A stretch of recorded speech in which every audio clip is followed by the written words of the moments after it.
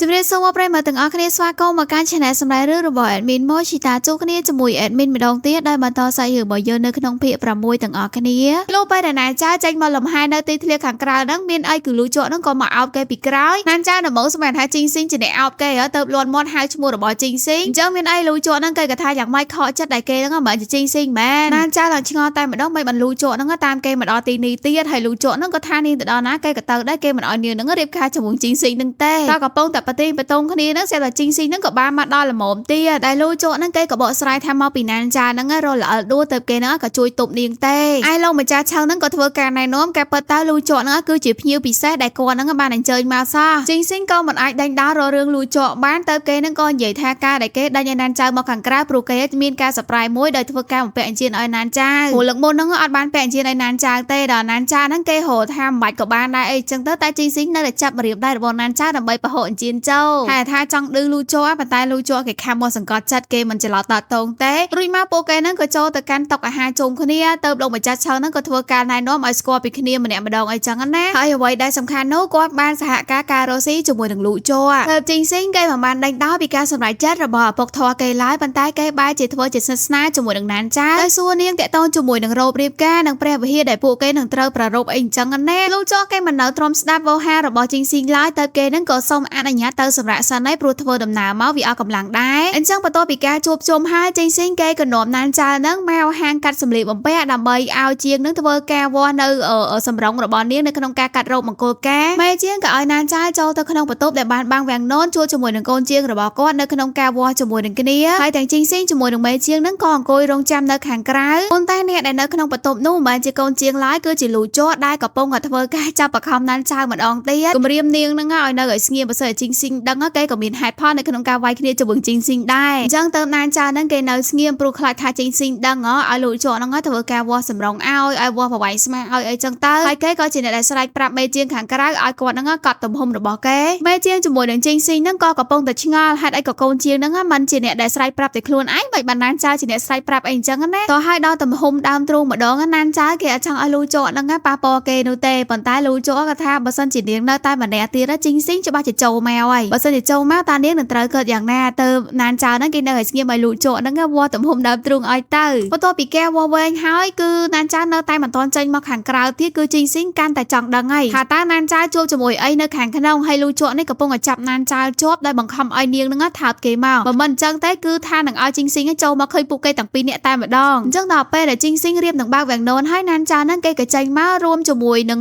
ងរោបកូនកំមុំដែលគេបានលោទៅជីងស៊ីងលែងមានការសង្ស័យគឺថាមកពីណានចៅហ្នឹងគឺអាឡ័យតែលោរោបអីអញ្ចឹងណាហើយណានចៅហ្នឹងក៏បញ្ញាប់អូជីងស៊ីងឲ្យទៅវិញថាមិនបាច់លោអីទៀតទេរោបមួយហ្នឹងឲ្យស័ក្តិសមនៅក្នុងថ្ងៃបន្តមកទៀតណានចៅគេក៏សរសេរសវត្ថអញ្ជើញភ្ញៀវមកចូលរួមនៅក្នុងពិធីមង្គលការរបស់ពួកគេហ្នឹងក៏មានឈ្មោះរបស់លូជក់ដែរហើយគេក៏ប្រាប់ទៅកាន់ជីងស៊ីងថាគេបោះចោលរឿងការពីមុនហើយព្រោះវាមិនមែនជាកម្មសិទ្ធិរបស់គេទេជីងស៊ីងក៏ឆ្លើយតបបែបស្នេហាទៅកាន់ណានចៅថាបេះដូងរបស់គេសម្រាប់តាណានចៅម្នាក់ក៏ចង់ខ្វេះយកមកក៏បានដែររួចមកហើយជីងស៊ីងក៏យកលិខិតអញ្ជើញមួយហ្នឹងយកទៅប្រកួតដើម្បីធ្វើការអញ្ជើញលូជក់មកចូលរួមនៅក្នុងពិធីមង្គលការរបស់គេតែលូជក់ហ្នឹងក៏ពោលថាអញ្ជើញគេនេះឲ្យខ្លាចថាគេហ្នឹងទៅដើមកូនកំមុំទេអីជីងស៊ីងក៏តបវិញថាឯនេះលេងសើចមែនតើទោះបីជាចង់ប្រវត្តិកូនកំមុំមកក៏អាស្រ័យទៅលើការសម្រេចចិត្តរបស់កូនកំមុំដែរឯងសួរមើលថាតើអ្នកបងឯងយកព្រមឬមួយក៏អត់តែសាច់រឿងរៀងអូសបន្លាយវិញតិចអីអញ្ចឹងយើងកុំទាន់ភ្លេចថាពួកគេហ្នឹងក៏ជាជីដូនមួយជាមួយនឹងគ្នាដែរលូជក់បានបន្តឆ្លើយតបបែបនេះថាកុំព្រួយបារម្ភអីគេនឹងទៅចូលរួមមង្គលការរបស់ជីងស៊ីងហើយក៏មានអំណោយពិសេសសម្រាប់ជីងស៊ីងផងដែ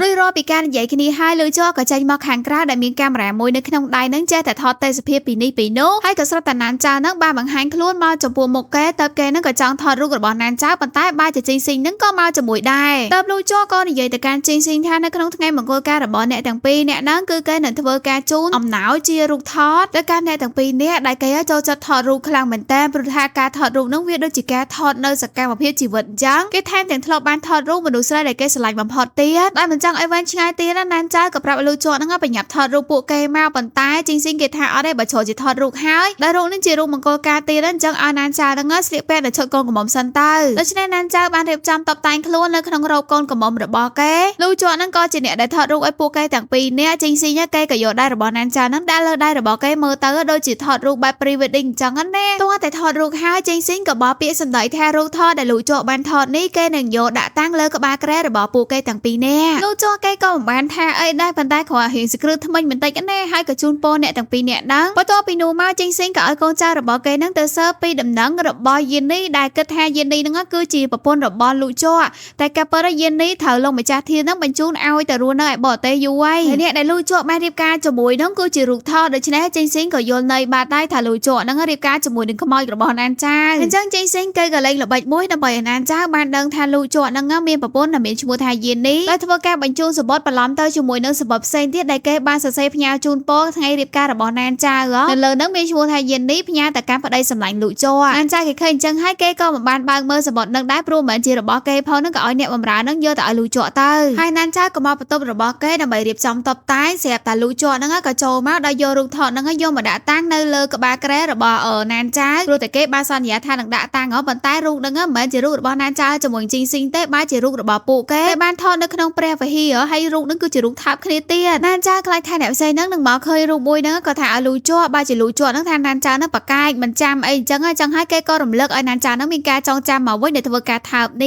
ងតែណានចៅគេក៏បានតែកំភ្លៀងលោកជ័រព្រោះថាគេបំភ្លេចចោលគ្រប់យ៉ាងហើយទោះបីជាធ្លាប់បានកើតឡើងក៏ដោយគេក៏បានយករូបថតនោះយកមកធ្វើការបំផ្លាញចោលវាប្រៀបដូចជាការកាប់ផ្ដាច់ទំនាក់ទំនងជាមួយនឹងលោកជ័រទាំងស្រុងរឿងរបស់ពួកគេក៏ត្រូវបានបញ្ចប់ណានចៅក៏និយាយថាការជួបគ្នារបស់ពួកគេហ្នឹងគឺខុសតាំងពីចាប់ផ្ដើមដំបូងតែគេបានប្រឡំអត្តសញ្ញាណរបស់អ្នកផ្សេងអីអញ្ចឹងណាហើយពួកគេគួរតែបញ្ចប់គ្នាត្រឹមហ្នឹងទៅលោកជ័រហ្នឹងក៏ថាការដែលបំផ្លាញរូបថតបែបនេះក៏បានបញ្ជាក់ថាណានចៅហ្នឹងមិនបានស្រឡាញ់គេដែរលោកត្រាតានាងហ្នឹងសម្រាប់គេមកហើយមានអីណានចៅហ្នឹងក៏យកស្នៀតសក់ក្នុងដៃរបស់គេហ្នឹងចាក់ទៅលើដៃរបស់លោកជ័រដែរទោះបីជាមិនចាក់ចំត្រូវកន្លែងស្លាប់ក៏ដោយក៏លោកជ័រដូចជាត្រូវបានសម្លាប់ដែរណាព្រោះមនុស្សស្រីដែលគេស្រឡាញ់ហ្នឹងហ៊ានចាក់គេអញ្ចឹងដូច្នេះហើយតំណែងតំណរបស់ពួកគេក៏ត្រូវបានបញ្ចប់លោកជ័រចាប់ពីពេលហ្នឹងទៅក៏ចាប់ផ្ដើមស្អប់ណានចៅបន្ទាប់ពីលោកជ័រដើរចេញណានចៅក៏ឲ្យហុងទៅយកស្នៀតសក់របស់គេហ្នឹងទុកទៅគេមិនចង់ឃើញនោះទេចំណែករូបថតហ្នឹងក៏ដុតដើម្បីកុំឲ្យអ្នកដទៃបានឃើញប៉ុន្តែនៅគៀនបន្ទប់ហ្នឹងគឺជីងស៊ីហ្នឹងគេបានឃើញទាំងអស់មិនដឹងថាឃើញត្រង់ចំណុចណាខ្លះនោះទេថ្ងៃក្រោយមកទៀតនៅក្នុងផ្ទះរបស់លោកម្ចាស់ឆឹងហ្នឹងក៏មានជាការរៀបចំពិធីជប់លៀងដើម្បីធ្វើការអបអរដែលគាត់ជាមួយនឹងលោកជ័រហ្នឹង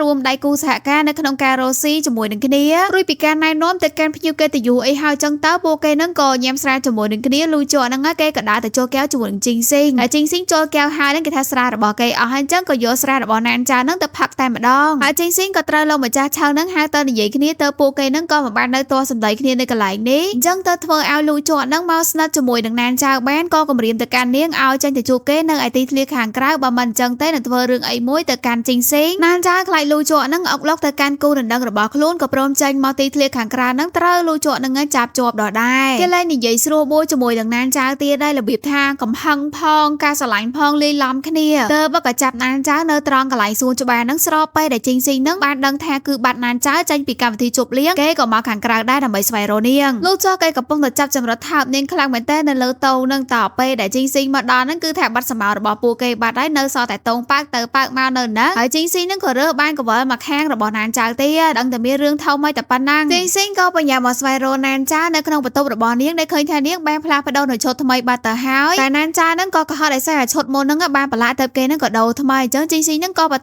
សួរទៀតហើយចុះមិនក៏កវលហ្នឹងដូរដែរណានចៅដំបូងក៏ថាមកពីកវលហ្នឹងវាមិនសមជាមួយនឹងរ៉ូបនេះទៅធ្វើការផ្លាស់ប្ដូរតែជីងស៊ីងគេថាកវលនោះស្អាតជាងអញ្ចឹងគេក៏ចង់មើលមានអីណានចៅហ្នឹងក៏ហក់ទៀតលេងបានហ្នឹងក៏ថាកវលរបស់គេបាត់មកខាងបាត់ហើយអញ្ចឹងជីងស៊ីងហ្នឹងក៏ចោទសួរទាំងកំហឹងតែម្ដងថាណានចៅហ្នឹងទៅសួនច្បារខាងក្រោយហ្នឹងជួយជាមួយនឹងលោកជ័រមែនទោះបីជាណានចៅហ្នឹងព្យាយាមបកស្រាយថាមិនទៅក៏ដោយក៏ថាណានចៅហ្នឹងក៏ហក់គេតែក៏សំណាងល្អដោយសារតែហុងទៅហ្នឹងបានរត់មកដល់ថាកវលមកខាងទៀតរកឃើញឯអ្នកនាងចេះបានហុងទៅមកតន់ក៏ប៉ុន្តែណានចៅមិនតន់បាត់ភ័យនៅឡើយនោះទេដៃរបស់គេនៅញ័រនៅពេលដែលធ្វើការបង្ហាញកវលហ្នឹងទៅកាន់ជីងស៊ីងហើយជីងស៊ីងហ្នឹងក៏មិនបានធ្វើការដេញដោលណានចៅបន្តទៀតគិតថាខ្លួនគេហ្នឹងក៏មានការយកច្រឡំអីចឹងទេប៉ុន្តែអត់ទេគេមិនទាន់អស់ចិត្តឯណាគេក៏ព្យាយាមសម្លឹងមើលស្រីៗដែលបានចូលរួមនៅក្នុងកម្មវិធីនោះថាតើនរណាគេមានពាក់កង្វល់ដូចជាមួយនឹងណានចៅហើយជ្រូបាត់មកខាងដែរណានចៅគេក៏បាននឹកឃើញរឿងមួយនេះដែរប៉ុន្តែជីងស៊ីងបានឲ្យកូនចៅនឹងយាមទៅមុខបន្ទប់បានមិនឲ្យនាងនឹងចេញពីបន្ទប់ទេតែហុងទៅគេអាចចេញនឹងមកលួចតាមមើលជីងស៊ីងដោយឥឡូវនឹងជីងស៊ីងរកឃើញនារីដែលបានជ្រូបាត់កង្វល់មកចំហៀងនឹងគេក៏ចូលមកសួរនាំនាងដែលឈរនាងថាកង្វល់នេះគេរើសបាននៅឯបន្ទប់សិក្សាតើនាងនឹងមានទៅបន្ទប់សិក្សាឬមួយក៏អ